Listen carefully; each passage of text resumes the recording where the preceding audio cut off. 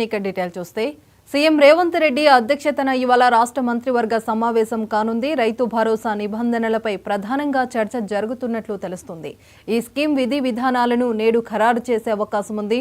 దీంతో పాటు ఇందిరమ్మ ఇల్లు, భూమి లేని పేదలకు వృత్తి, కొత్త రేషన్ కార్డుల జారీ, సన్నబియ్యం పంపిణీ, సమగ్ర కులగణనపై చర్చించి కీలక నిర్ణయాలు తీసుకోనున్నట్లు సమాచారం.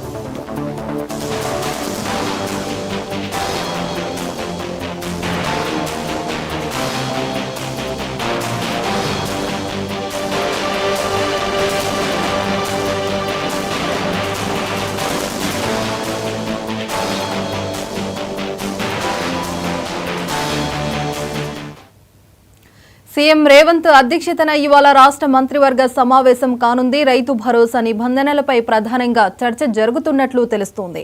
ఈ స్కీమ్ విధి విధానాలను నేడు ఖరారు చేసే అవకాశం ఉంది.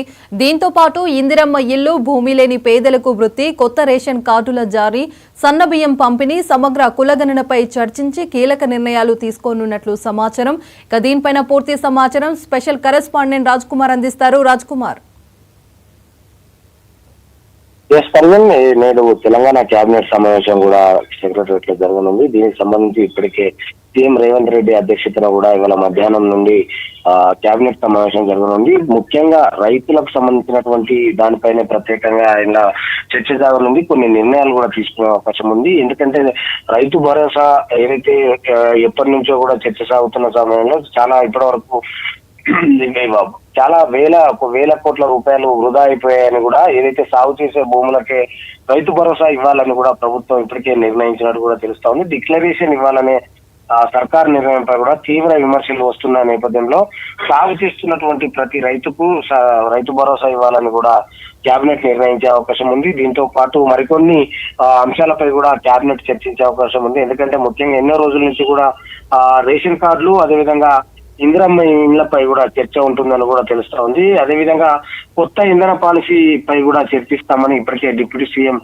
బట్టి విక్రమార్క కూడా చెప్పిన సంగతి తెలిసిందే. ఈ అన్ని నేపథ్యంలో ఏదైతే రాష్ట్రంలో ఏదైతే పరిణామాల నేపథ్యంలో రైతులకు మరిన్ని అంటే సేవలు అందించాలి, వారికి సేవ చేయాలన్న ఉద్దేశంతో, వారికి ఏదైతే రైతుకు ఎప్పుడు కూడా అండగా నిలవాలన్న ఉద్దేశంతో కాంగ్రెస్ ప్రభుత్వం ఇప్పుడు రైతు భరోసా ఇవ్వాలని కూడా నిర్ణయించే అవకాశం ఉంది. ఎందుకంటే గతంలో కేసీఆర్ దాదాపు 2 సార్లు వేసేది. కాకపోతే సాగు చేసిన భూమి కానీ, బీడు భూములు కానీ, సాగులో లేని భూములకు కూడా ఇచ్చి చాలా ఏదైతే ప్రజాధనం వృధా అయ్యాయని కూడా ప్రభుత్వం చెప్తున్న నేపథ్యంలో ఇప్పుడు మాత్రం కేవలం సాగు చేసే భూములకు మాత్రమే రైతు భరోసా ఇవ్వాలి అని కూడా నిర్ణయించే అవకాశం ఉంది. ఇవాళ నిర్ణయించిన తర్వాత కూడా వాటన్నిటిని అంటే శాటిలైట్ ద్వారా కూడా వాటన్నిటి కూడా గుర్తించే అవకాశం ఉంది. ఎందుకంటే జియో ట్యాగింగ్ ద్వారా కూడా వాటిని అంటే సాగు చేసే భూములు ఉన్నాయా లేవా, అసలు అదేంటి, అది ఎంతవరకు డిక్లరేషన్ అంటే ఏదైతే ఎంఆర్ఓ నుంచి కావచ్చు, రెవెన్యూ సంబంధించినటువంటి పూర్తి వివరాలు సేకరించిన తర్వాతనే రైతు భరోసా వేసే అవకాశం ఉంది. ఎందుకంటే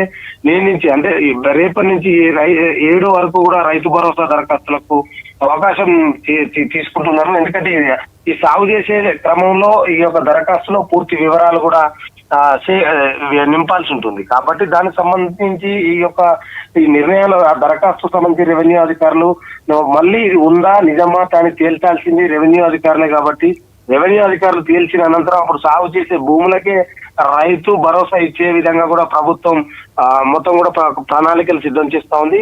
శాటిలైట్ మ్యాపింగ్ ద్వారా కూడా అసలు సాగు చేసే భూమేనా, ఇది బీడు భూమి అని కూడా గుర్తించే పనిలో ప్రభుత్వం ఉంటుంది. కాబట్టి ఈ రోజు ముఖ్యమంత్రి రేవంత్ రెడ్డికి సంబంధించినటువంటి ఏదైతే కేబినెట్ సమావేశంలో రైతు భరోసాపై కీలక నిర్ణయాలు తీసుకునే అవకాశం ఉంది. దాంతో పాటు మరికొన్ని అంశాలపై కూడా, అంటే ఇటు రేషన్ కార్డులు ఏంటంటే జనవరిలో కొత్త రేషన్ కార్డులు ఇస్తామని గతంలో చెప్పిన నేపథ్యంలో అటు ఇందిరా మిల్లులు కూడా, అదైతే చాలా చోట్ల ఏదైతే ప్రభుత్వం వచ్చిన నుంచి కూడా ఇందిరా మిల్లులు ఇప్పటివరకు ఇక్కడ ప్రారంభం కాలేదు. కానీ అంటే ఎంత నియోజకవర్గానికి ఎన్ని ఇల్లులు కేటాయించాలి, సిటీలో ఎన్ని కేటాయించాలి, అన్న దానిపై, అంటే మంత్రి కోటాలో ఎన్ని కేటాయించాలి అన్న దానిపై కూడా చర్చించే అవకాశం ఉంది. దీనికి అన్నిటికీ మొత్తం ఈ కేబినెట్ సమావేశంలో మాత్రం వీటిపై చర్చించే అవకాశం ఉంది. కొన్ని నిర్ణయాలు కూడా తీసుకునే అవకాశం ఉంది. పర్వీన్.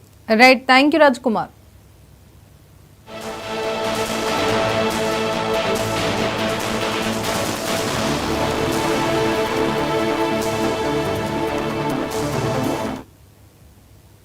భారత క్రికెట్ జట్టు కెప్టెన్